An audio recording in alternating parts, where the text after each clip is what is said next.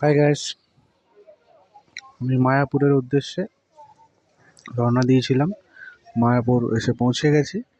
তো কিভাবে এসছি সেই সময় তো সেই মুহূর্তে দেখানো হয়নি আপনাদেরকে। আমি কলকাতার থেকে রওনা দিয়েছি। কলকাতার থেকে শিয়ালদা এসছি। শিয়ালদার থেকে ট্রেন ধরেছি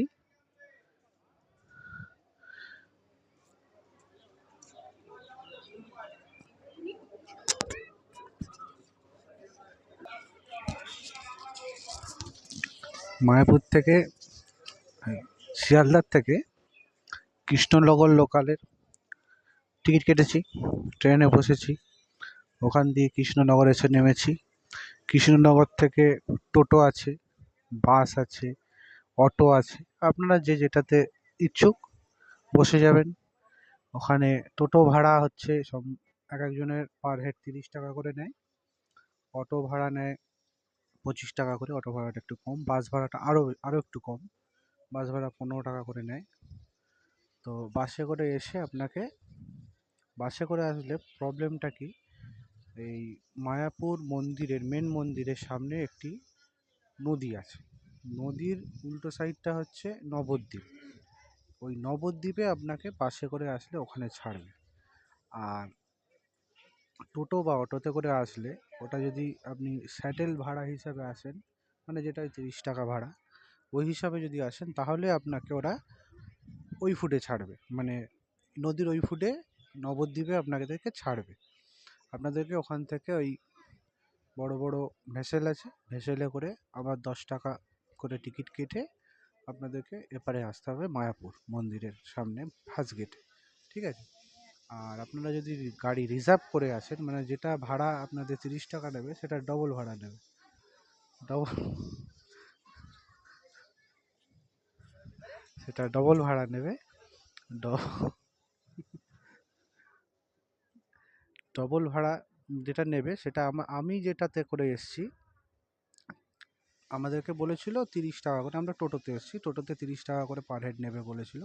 আমরা 5 জন ছিলাম, 5 জনের 150 টাকা। সেখানে ডবল ভাড়া নিয়েছে, 300 টাকা করে নিয়েছে। একদম মন্দিরে ফার্স্ট গেটে এসে ছেড়ে দিয়েছে। এইভাবে আসা যায়। এবার যাওয়ার সময় আমি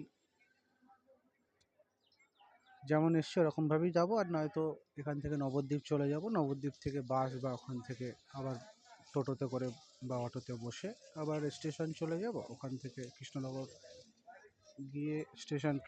স্টেশন গিয়ে ওখান থেকে আবার বাস বা ট্রেনে উঠে যাব।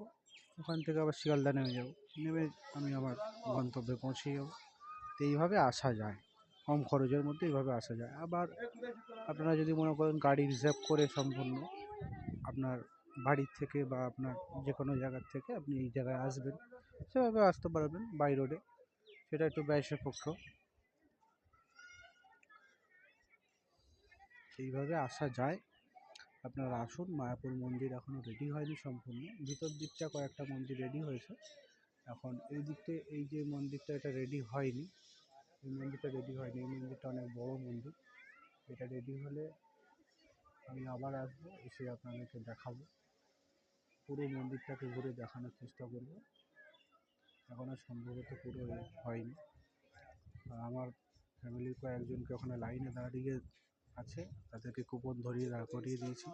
কারণ মন্দিরের ভিতরে ঢুকতে গেলে এখানে প্রবলেমটা হচ্ছে ফোন আর জুতো তো বাইরে রাখতেই হবে। আর ফোন নিয়ে ঢুকতে দেবে না, সেটা কম্পালসারি। আপনাকে ফোন রাখতে হবে আলাদা করে।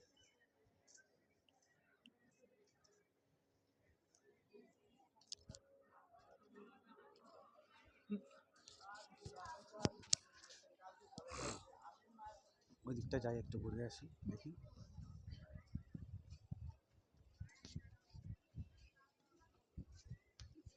জায়গাটা অনেকটা বড় জায়গা। আশেপাশে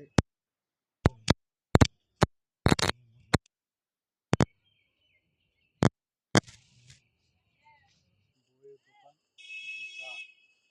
জুতা সহ আরো অনেক বই আছে।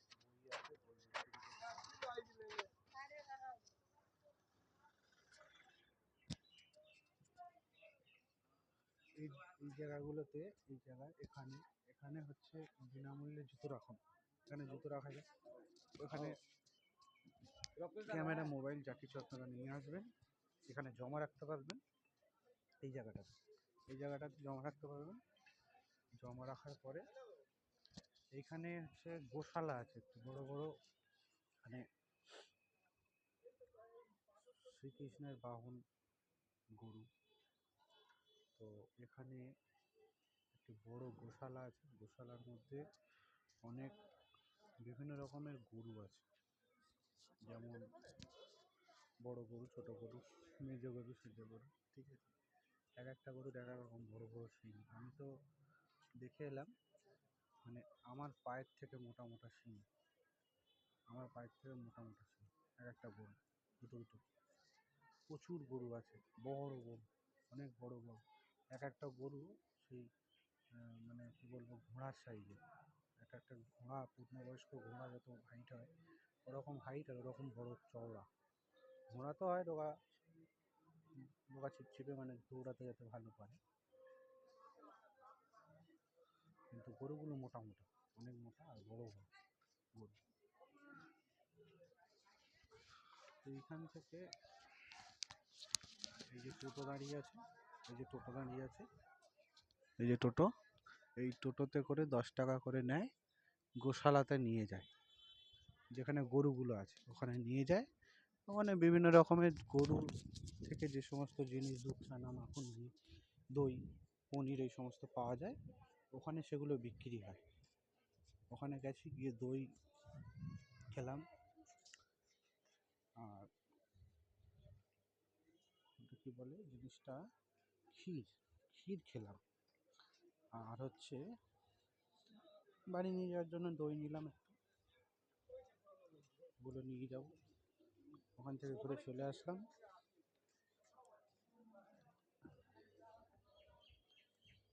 এখানে ইন্ডিয়ান আর্মির কিছু অফিসার এসছে, এনারা সম্ভবত মন্দির খুলেছে, পুজো দিতে যাবে, তার জন্য জুতো খুলে, গাড়ির মধ্যে জুতো খুলে রেখে এনারা যাচ্ছে পুজো দিতে।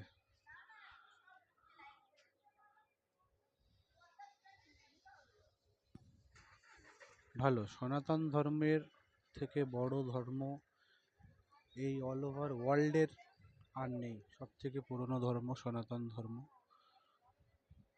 সনাতন ধর্মকে বিভাজন করে অনেক মানুষ নিজের নিজের মতের ধর্ম বানিয়েছে।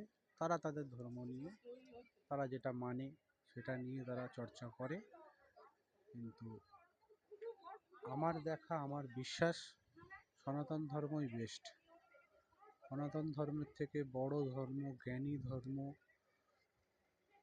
সনাতন ধর্মের যে সমস্ত গ্রন্থগুলো আছে তার থেকে, সেগুলো পড়লে তার থেকে যে জ্ঞান অর্জন করা যায়, সেই জ্ঞান অন্য কোনো ধর্মের, অন্য কোনো গ্রন্থে পাওয়া যায় না। যাওয়ার সময় বাকিটা আপনাদের দেখাবো, কীভাবে আসার সময়টা দেখিয়েছি, যাওয়ার সময়টা কীভাবে এখান থেকে বেরোনো যায়, আর বাকিটা নেক্সট ব্লকে জানাবো।